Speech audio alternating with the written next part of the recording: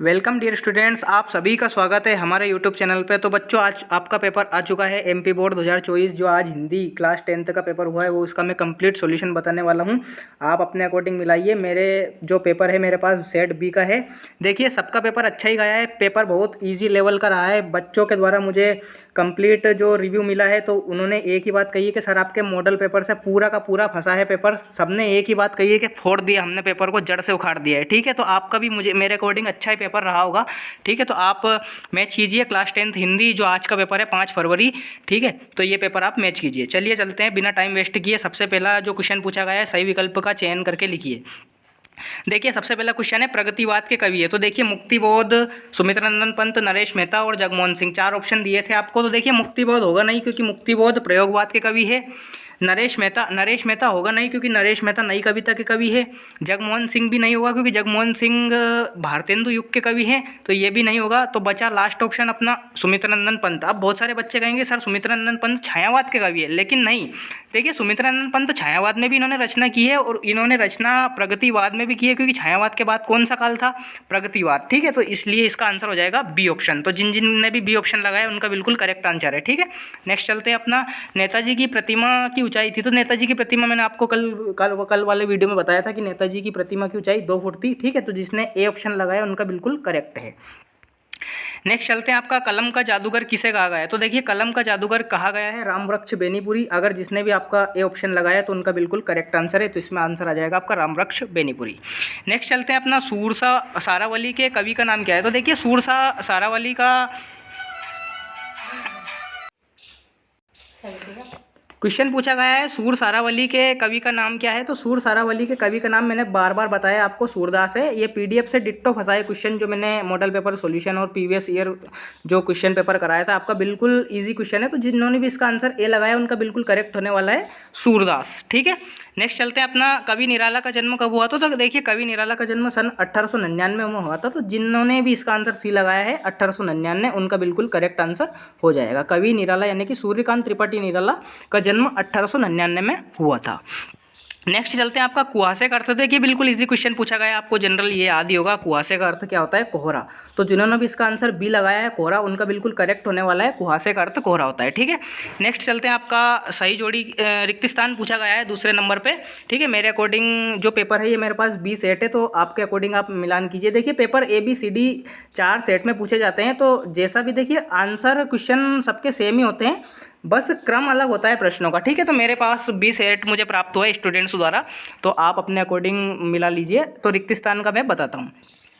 अर्थ की दृष्टि से वाक्य के कितने प्रकार होते हैं। तो अर्थ की दृष्टि से वाक्य के 8 प्रकार होते हैं, आप सबको पता ही है। और अगर क्वेश्चन में पूछा जाता है रचना की दृष्टि से, तो रचना की दृष्टि से वाक्य के 3 प्रकार होते हैं। ठीक है, तो इसमें आपका जिन्होंने भी 8 आंसर लगाया है, यानी कि लास्ट वाला ऑप्शन, तो उसमें आपका 8 इसका करेक्ट आंसर हो जाएगा। ठीक है, 8। नेक्स्ट चलते हैं आपका, छंद के रिक्त स्थान प्रकार होते हैं। तो मैंने बताया था छंद के 2 प्रकार होते हैं, कौन कौन से? मात्रिक छंद और वार्णिक छंद। ठीक है, तो जिन्होंने भी इसका आंसर 2 लगाया है उनका बिल्कुल करेक्ट होने वाला है। ठीक है, नेक्स्ट, वल्लभाचार्य के गुरु थे। लीजिए देखिए, ये मेरी पीडीएफ से डिट्टो का ditto as it is match हुआ है। मैंने बताया था कि वल्लभाचार्य किसके गुरु थे, तो सूरदास के गुरु थे। मैंने बताया था कि सूरदास के गुरु कौन है, तो सूरदास के गुरु वल्लभाचार्य हो जाएगा। आप क्वेश्चन में पूछा गया कि वल्लभाचार्य किसके गुरु थे, तो इसमें आ जाएगा सूरदास। मेरी पीडीएफ बिल्कुल आप देख सकते हैं, बिल्कुल मैंने बताया है एज इट इज। तो इसमें सूरदास जिन्होंने भी लगाया उनका करेक्ट आंसर हो जाएगा। नेक्स्ट चलते हैं आपका, दोहा छंद की प्रथम एवं तृतीय पंक्ति में रिक्त स्थान मात्राएं होती है। तो देखिए, दोहा छंद और रोला में इतना अंतर होता है कि दोहा छंद की प्रथम एवं तृतीय पंक्ति में 13 मात्राएं होती है, जबकि रोला छंद दोहा का उल्टा होता है, इसलिए उसमें 11 मात्राएं होती है। तो जिन्होंने भी इसका आंसर लगाया 13, उसका बिल्कुल करेक्ट हो जाएगा। दोहा की प्रथम एवं तृतीय पंक्ति में 13 मात्राएं होती है, जबकि द्वितीय एवं चतुर्थ पंक्ति में 11 मात्राएं होती है। नेक्स्ट चलते हैं, रस के अंग पूछे गए हैं। तो देखिए, रस के 4 अंग होते हैं, ये भी पीडीएफ से एज इट इज मिला है। जिन्होंने भी इसका आंसर 4 लगाया है वो बिल्कुल करेक्ट होने वाला है। रस के 4 अंग होते हैं, मैंने नाम भी बताए थे वीडियो में, आप देख सकते हैं, स्थायी भाव, विभाव, अनुभाव तथा संचारी भाव। ठीक है, नेक्स्ट चलते हैं आपका, आधुनिक हिंदी कविता का प्रारंभ संवत रिक्त स्थान से माना जाता है। तो देखिए, आधुनिक हिंदी कविता का प्रारंभ रिक्त स्थान यानी कि 1900 से माना जाता है, संवत 1900 इसमें आंसर आ जाएगा। तो जिन्होंने भी इसका आंसर 1900 लिखा है उनका बिल्कुल करेक्ट हो जाएगा। नेक्स्ट पूछा गया है आपसे, सही जोड़ी मिलाकर लिखिए। ठीक है, तो देखिए, सही जोड़ी में इधर आ स्तंभ जो का स्तंभ है उसमें दे रखे हैं 6, और जो आपका दूसरा वाला स्तंभ है उसमें दे रखे हैं कितने 12 ऑप्शन। ठीक है, तो जोड़ी थोड़ी टिपिकल दी है इस बार, लेकिन सरल है। अगर आपने अच्छे से पढ़ा है मेरी पीडीएफ को और आपने मेहनत की है तो बिल्कुल आप इजीली इनको कर पाएंगे। तो देखिए मैं इसका सॉल्यूशन कराता हूँ। सबसे पहला दे रखा है चौपाई। तो देखिए चौपाई में अब कितनी मात्राएं होती है, मैंने बताया था आपको पीडीएफ में कि चौपाई एक सममात्रिक छंद है, इसके प्रत्येक चरण में 16 मात्राएं होती है। ठीक है, तो चौपाई वाला कौन सा आंसर मिल जाएगा आपको, छठा वाला। तो चौपाई का कौन सा आंसर आ जाएगा, 16। ठीक है, नेक्स्ट एक अंक। अब मैंने बताया था नाटक एकांकी में अंतर भी बताया था आपको कि नाटक में अनेक अंक होते हैं, एकांकी में एक अंक होता है। नाटक में पात्रों की संख्या अधिक होती है जबकि एकांकी में पात्रों की संख्या कम होती है। ठीक है, तो ये उसी से उठ के आ गया सीधा क्वेश्चन बोर्ड में कि एक अंक किस में होता है, तो एक अंक एकांकी में होता है। ठीक है, तो एक अंक वाला कौन सा आंसर आ जाएगा, एकांकी। ठीक है, पांचवा वाला ऑप्शन शिव पूजन सहाय। तो देखिए शिव पूजन सहाय में कौन सा आंसर आ जाएगा आपका, माता का आंचल। ठीक है, इनकी रचना है, इन्होंने पाठ लिखा है माता का आंचल। तो शिव पूजन सहाय का कौन सा आंसर आ जाएगा, माता का आंचल, पहला वाला। नेक्स्ट चलते हैं आपका रामवृक्ष बेनीपुरी। तो देखिए इनके जन्म के बारे में पूछा गया है। अगर इनका आपने जीवन परिचय पढ़ा था तो मैंने बताया था कि रामवृक्ष बेनीपुरी का जन्म कहाँ हुआ है, मुजफ्फरनगर के बेनीपुर गांव में हुआ था, इसलिए इनका नाम क्या पड़ा था, रामवृक्ष बेनीपुरी। तो मुजफ्फरपुर इसमें आंसर आ जाएगा रामवृक्ष बेनीपुरी, सेकंड वाला ऑप्शन। नेक्स्ट चलते हैं आपका मैथिली शरण गुप्त की रचना, इसमें ढूंढना था आपको मैथिली शरण गुप्त की रचना। देखिए पंचवटी इनकी रचना है, पंचवटी जो है मैथिली शरण गुप्त द्वारा रचित खंड काव्य है। ठीक है, तो इसमें मैथिली शरण गुप्त का आंसर आ जाएगा आपका खंड काव्य। ठीक है, नेक्स्ट रिसाई। देखिए रिसाई एक मुहावरा मान सकते हैं इसे, या शब्द, इसका क्या अर्थ होता है, तो देखिए बहुत सारों ने इसका गलत कर दिया। इसका आंसर आएगा रिसाई का अर्थ आएगा क्रोध करना। ठीक है, तो इसका क्रोध करना रिसाई, बहुत बार अपन बोलते हैं जनरल सेंस के वो तो रिसा गई। ठीक है, तो मतलब वो क्रोधित हो गई। ठीक है, तो इसका आंसर क्या आ जाएगा, क्रोध करना। तो इस प्रकार से सही जोड़ी हो जाएगी। नेक्स्ट चलते हैं आपका पेपर में पूछा गया आपसे एक वाक्य में उत्तर लिखिए। ठीक है, एक वाक्य में उत्तर देखिए बिल्कुल इजी थे। कवि नागार्जुन का मूल नाम क्या था, तो कवि नागार्जुन का मूल नाम था वैद्यनाथ मिश्र। तो जिन्होंने भी लिखा है वैद्यनाथ मिश्र, उनका बिल्कुल करेक्ट आंसर हो जाएगा वैद्यनाथ मिश्र। ठीक है, वैद्यनाथ मिश्र इसका करेक्ट आंसर हो जाएगा। कवि नागार्जुन का मूल नाम था वैद्यनाथ मिश्र। नेक्स्ट चलते हैं अपन दूसरा क्वेश्चन था निराला रचनावली में कितने खंड है। तो बिल्कुल इजी क्वेश्चन है। निराला रचनावली में कितने खंड थे, तो इसमें 1 से 8 खंड थे। तो इसमें आंसर क्या आ जाएगा, 8 खंड टोटल थे। ठीक है, तो निराला रचनावली में कितने खंड हो जाएंगे, 8। तो इसका करेक्ट आंसर क्या हो जाएगा, 8 खंड। ठीक है, 8। तो जिन्होंने भी इसका 8 किया है वो बिल्कुल करेक्ट आंसर है। नेक्स्ट चलते हैं आपका रामचरितमानस का मुख्य छंद क्या है। आप देखिए आप पढ़ते ही होंगे, रामायण आपने पढ़ी होगी, तो रामायण में क्या से क्या अधिक है आप सबको पता ही होगा। रामायण में देखिए चौपाई इसमें करेक्ट आंसर हो जाएगा, क्योंकि रामायण आपने पढ़ी होगी, रामायण में चौपाई ज़्यादा है, तो चौपाई छंद इसका मुख्य छंद है। ठीक है, यद्यपि देखिए रामायण में रामचरितमानस रामायण में है ना, दोहा भी है, सोरठा भी है, लेकिन ये कम है, अधिक से अधिक चौपाई है। तो इसमें मुख्य छंद पूछा गया है, तो मुख्य छंद क्या हो जाएगा, चौपाई। तो जिन्होंने भी इसका आंसर चौपाई लिखा है बिल्कुल सही हो जाएगा। ठीक है, नेक्स्ट विनय पत्रिका की रचना किस भाषा में हुई है। तो देखिए विनय पत्रिका की रचना बहुत सारों ने इसका गलत किया है, बहुत सारों ने कर दिया है अवधी भाषा। अब मैंने बार बार बताया था आपको कि अवधी भाषा में तो रामचरितमानस लिखी गई है, ना कि विनय पत्रिका। विनय पत्रिका लिखी गई है ब्रज भाषा में। तो सबका अधिकतम, मैंने जितने बच्चों से पूछा है अधिकतम सबका यही गलत हुआ है, किसी ने भी ब्रज भाषा नहीं किया है, ब्रज भाषा में लिखी गई है। अगर जिसने ब्रज भाषा किया है तो उसका बिल्कुल करेक्ट आंसर हो जाएगा ब्रज भाषा। ठीक है, नेक्स्ट चलते हैं। कामायनी किसकी रचना है। पीडीएफ से डिट्टो क्वेश्चन आया है मेरी पीडीएफ, जो मैंने बताया था आपको सॉल्यूशन कंप्लीट, उसमें मैंने बताया था कि कामायनी एक महाकाव्य है। कामायनी किसके द्वारा रचित है, कामायनी जयशंकर प्रसाद द्वारा रचित महाकाव्य है। ठीक है, तो जिसने भी लिखा है इसमें जयशंकर प्रसाद, उसका बिल्कुल करेक्ट आंसर हो जाएगा जयशंकर प्रसाद। नाटक सम्राट कहा जाता है, मैंने तभी आपको बताया था कि नाटक सम्राट किसे कहा जाता है, जयशंकर प्रसाद को, क्योंकि इन्होंने समुद्रगुप्त, स्कंदगुप्त आदि नाटकें लिखी है। तो कामायनी किसकी रचना है, जयशंकर प्रसाद की रचना है। ठीक है, अट नहीं रही है कविता किस बात को प्रकट कर रही है। तो देखिए बिल्कुल इजी क्वेश्चन था, इसमें आप अलग अलग आंसर हो सकते हैं सबके। अट नहीं कविता में फागुन जो मास था, फागुन ऋतु बोल सकते हैं अपन, फागुन मास बोल सकते हैं। तो फागुन ऋतु की सुंदरता को प्रकट कर रही है, फागुन ऋतु की सुंदरता। ठीक है, फागुन ऋतु की सुंदरता को प्रकट कर रही है। फागुन ऋतु की मादकता भी बोल सकते हैं, फागुन ऋतु की सुंदरता भी बोल सकते हैं। तो अट नहीं रही कविता में किस बात को प्रकट कर रही है, तो अट नहीं रही कविता फागुन की सुंदरता या मादकता को प्रकट कर रही है। ठीक है, नेक्स्ट चलते हैं अपन। सत्य असत्य पूछे गए हैं, बिल्कुल इजी। सत्य असत्य में देखिए पहला क्वेश्चन था संस्मरण में कल्पना तत्व की प्रधानता रहती है, तो बिल्कुल असत्य बात हो जाएगी। संस्मरण तो एक वास्तविक घटना पर आधारित होता है, तो इसमें कल्पना नहीं आएगा। कल्पना अगर आ जाए तो ये बिल्कुल खत्म हो जाएगा, बिल्कुल नष्ट हो जाएगा, कल्पना नहीं होती है इसमें, ठीक है। तो ये बिल्कुल रियल घटना पर आधारित होता है, बिल्कुल वास्तविक घटना पर आधारित होता है, इसलिए इसमें कल्पना की प्रधानता नहीं होती है, ठीक है। तो इसमें असत्य जाएगा, पहला वाला जिसने असत्य करा है वो बिल्कुल करेक्ट आंसर है।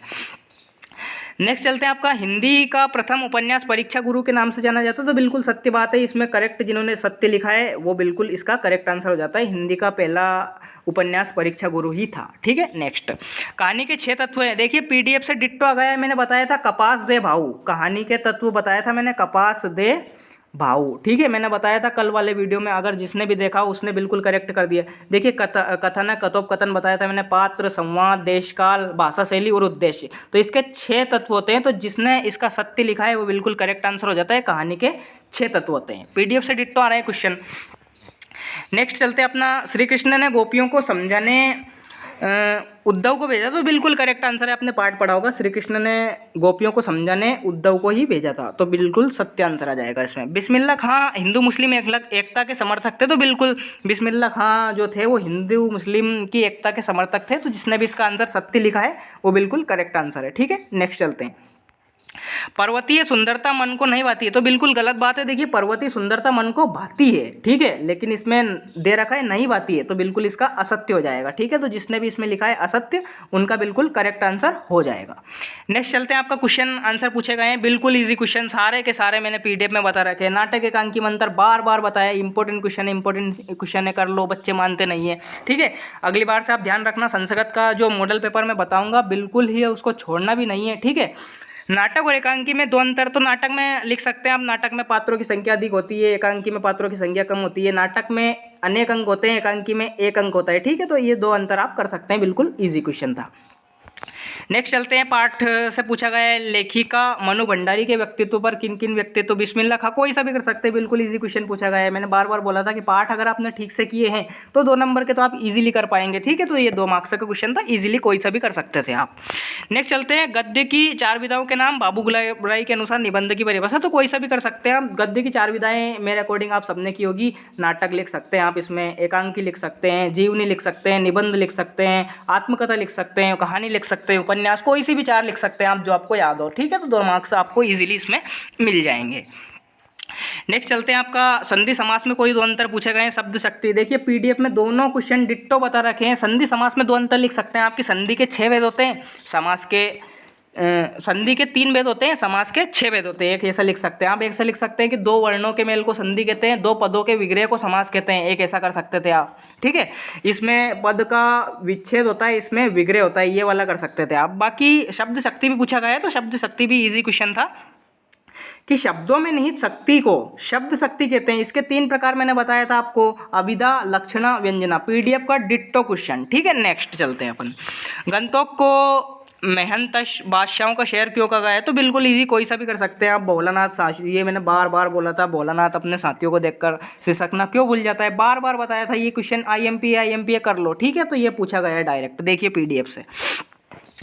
नेक्स्ट क्वेश्चन पूछा गया आपसे, कवि नागार्जुन की 2 रचनाओं को लिखिए या नई कविता की 2 विशेषता। तो देखिए पद्य साहित्य का आईएमपी क्वेश्चन था। नागार्जुन जो कि कवि थे अपने, उन्होंने देखिए आप लिख सकते थे इसमें युगधारा, ठीक है।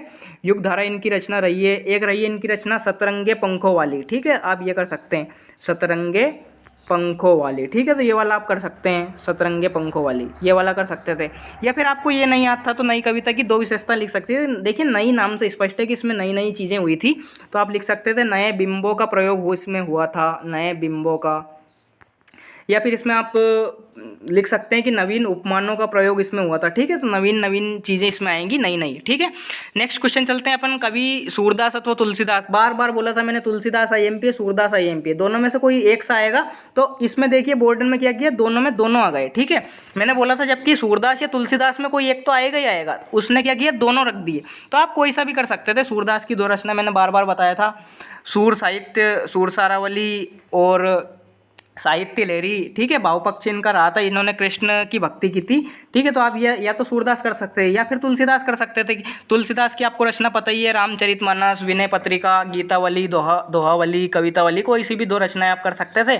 और भावपक्ष में इनका लिख सकते थे कि इन्होंने राम भक्ति की है, ठीक है। सूरदास ने कृष्ण भक्ति की है, तुलसीदास ने राम भक्ति की है, ठीक है। तो बिल्कुल ईजी क्वेश्चन था ये, जीवन परिचय इनका।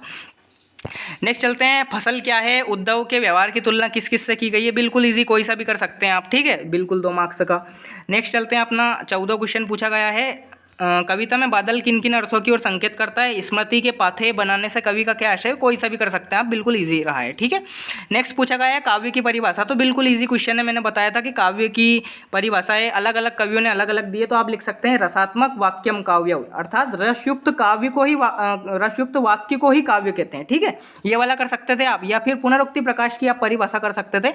पुनरुक्ति प्रकाश एक अलंकार है कि किसी में अगर पुनर्धन उक्ति, मैंने बताया था आपको, पुनर्धन उक्ति यानी कि बार बार कही गई उक्ति को पुनरुक्ति प्रकाश अलंकार कहते हैं। पुनि पुनि मुनि वाला उदाहरण आप कर सकते थे, ठीक है, वो बिल्कुल उसमें, क्योंकि पुनि पुनि की बार बार आवृत्ति होती है इसमें, तो पुनरुक्ति प्रकाश अलंकार की परिभाषा से पूछी गई है। नेक्स्ट चलते हैं, आपका रस किसे कहते हैं। तो देखिए, मैंने बताया था कि किसी काव्य, नाटक, कहानी को पढ़ने, सुनने, देखने में आनंद की जो अनुभूति होती है उसे रस कहते हैं। मैंने बताया था जो मज़ा आता है उसे ही रस कहते हैं। पीडीएफ में डिट्टो मैंने सारा बता रखा है, ठीक है। आपने बहुत बड़ी गलती की अगर पीडीएफ वाले वीडियो को नहीं देखा है, ठीक है, तो उनको एक बार आप जरूर देखिए, अब भी देख सकते हैं आप, ताकि आपको पता तो चले कि हाँ, सर ने वो जो बताया था उसमें से परीक्षा में कितना पूछा गया, हमने कितनी बड़ी गलती की है, ठीक है। तो उसको जरूर देखिए आप, अगले पेपर वाले में भी देखना, ठीक है, और फिर कमेंट बॉक्स में बताना मुझे कि हाँ सर आया है। नेक्स्ट इसके अथवा में ही पूछा गया है कि चौपाई छंद की परिभाषा। तो मैंने बताया था चौपाई सम्मात्रिक छंद है, इसके प्रत्येक चरण में 16 मात्राएं होती है।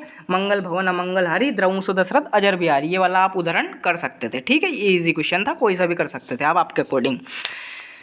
नेक्स्ट पूछा गया है रामवृक्ष बेनीपुरी अथवा यतीन्द्र मिश्र। तो आप, मैंने बताया था कि रामवृक्ष बेनीपुरी आईएमपी क्वेश्चन है। रामवृक्ष बेनीपुरी की 2 रचनाएं आप कर सकते थे। रामवृक्ष बेनीपुरी ने माटी की मूर्तें और गेहूं बनाम गुलाब, बहुत सारी इनकी रचनाएं थी, तो कोई सी भी आप 2 लिख सकते थे और भाषा शैली इनकी लिख सकते थे। शुद्ध साहित्यिक खड़ी बोली का इन्होंने प्रयोग किया था, ठीक है। तो बिल्कुल इजी क्वेश्चन था, 2 मार्क्स का आईएमपी क्वेश्चन। नेक्स्ट चलते हैं, गद्यांश की सप्रसंग व्याख्या पूछी गई है, संस्कृति वाला पार्ट में से पूछा गया है, और आपका आषाढ़ की रिमझिम वाले पार्ट में से पूछा गया है। तो कोई सा भी कर सकते हैं आप, ठीक है। इसमें संदर्भ प्रसंग लिखिए, बिल्कुल इजी, और 3 मार्क्स आपको मिल जाएंगे। नेक्स्ट चलते हैं, आपका अनुशासन का महत्व विषय पर अनुच्छेद लिखिए, और प्रिय खेल क्रिकेट। मैंने बोला था कि संवाद बिल्कुल ही आईएमपी से छोड़ना ही नहीं है, आप मन से भी लिख सकते हैं। तो देखिए, क्रिकेट के बारे में आप लिख सकते थे कि सोहन मोहन 2 दोस्त हो सकते हैं। सोहन कहेगा कि चलो भाई क्रिकेट खेलते हैं, कि हाँ भाई खेलते हैं, मज़ा आएगा, ऐसा वैसा कुछ भी आप लिख सकते हैं कि क्रिकेट मेरा फेवरेट गेम है। फिर वो बोलेगा कि हाँ मेरा भी प्रिय खेल क्रिकेट है, ऐसा वैसा कुछ भी आप करके डाल सकते थे, आपको 3 मार्क्स ईजिली मिल जाते। नेक्स्ट क्वेश्चन है आपका, नेक्स्ट क्वेश्चन आपका 20वां क्वेश्चन पूछा गया है कि पद्यांश की सप्रसंग व्याख्या कीजिए। तो देखिए, दोनों में से कोई सा भी कर सकते हैं आप, अट नहीं रही वाला मेरे अकॉर्डिंग कीजिए, क्योंकि आपको पता ही है कि इस कविता में फागुन की मादकता को प्रकट किया गया है। तो ऐसा वैसा आप प्रकृति चित्रण इसमें करके लिख सकते थे, बिल्कुल इजी क्वेश्चन था, ठीक है, ये वाला।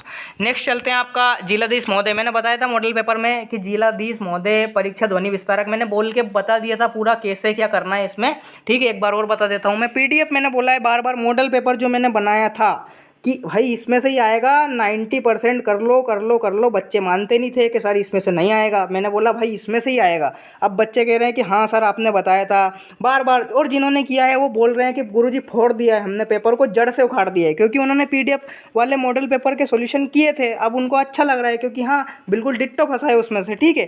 तो जिन बच्चों ने गलती की है वो बिल्कुल भी गलती ना करे। मैं जो कंप्लीट सॉल्यूशन डालता हूँ model paper previous year question के, उनको ज़रूर करें। आपका पेपर जो आने वाला है 9 फरवरी को, उसके लिए तो आप उसमें यकीन मानिए कि 95 नंबर आराम से पा सकते हैं, ठीक है। नेक्स्ट ये वाला जिलाधीश महोदय वाला पूछा गया था, तो इसमें मैंने बोला था कि आप लिख सकते हैं कि हमारी वार्षिक परीक्षाएं निकट आ रही है, हमें परीक्षा की तैयारी करने में बहुत ही कठिनाई आ रही है, तो आप 1 महीने के लिए ध्वनि विस्तारक यंत्रों पर लाउड स्पीकर बैन लगाएं, या फिर उस पर रोक लगाएं नियंत्रण के लिए, ठीक है, ताकि हम परीक्षा में आसानी से तैयारी कर सकते हैं, ठीक है। ये वाला आप कर सकते थे। इसका पत्र भी पूछा गया था, तो पत्र भी कर सकते थे आप, ठीक है।